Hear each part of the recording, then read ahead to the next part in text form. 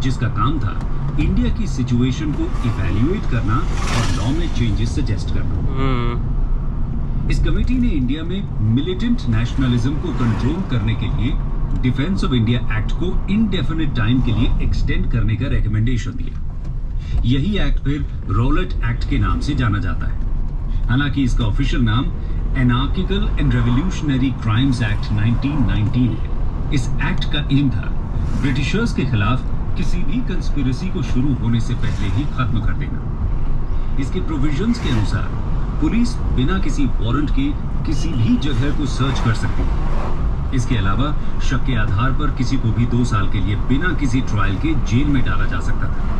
Special court बनाए गए Rowlatt act से रिलेटेड, जिसमें 3 जज की बेंच फैसला करती थी और इनके फैसले के खिलाफ किसी भी तरह की अपील नहीं की जा सकती। सही। इसलिए इस एक्ट को नो अपील नो दलील कानून भी कहा नो अपील नो दलील। गांधी जी इसे एक काला कानून कहते हैं और इसके अगेंस्ट सत्याग्रह शुरू करने का डिसीजन लेते हैं। उन्होंने 24 फरवरी 1919 में बॉम्बे में सत्याग्रह सभा शुरू की।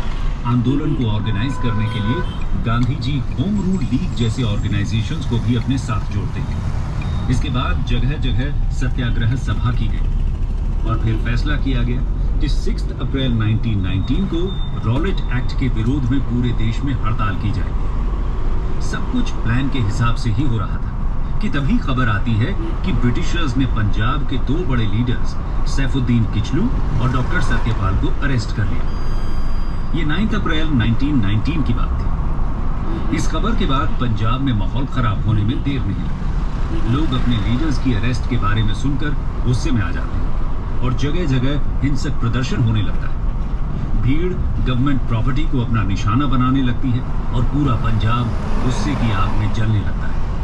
सिचुएशन को कंट्रोल करने के लिए 11 अप्रैल को पंजाब में मार्शल लॉ लगा दिया जाता है और पंजाब की जिम्मेदारी जनरल डायर को दे दी जाती है। इन सभी बातों से अनजान अमृतसर और उसके आसपास के गांव के लोग 13 अप्रैल को बैसाखी के पर्व पर जलियांवाला बाग में इकट्ठा होते हैं। बड़ी संख्या में लोगों के इकट्ठे होने की खबर मिलने पर जनरल डायर अपने ट्रूप्स को ओपन फायर करने का ऑर्डर दे देते हैं।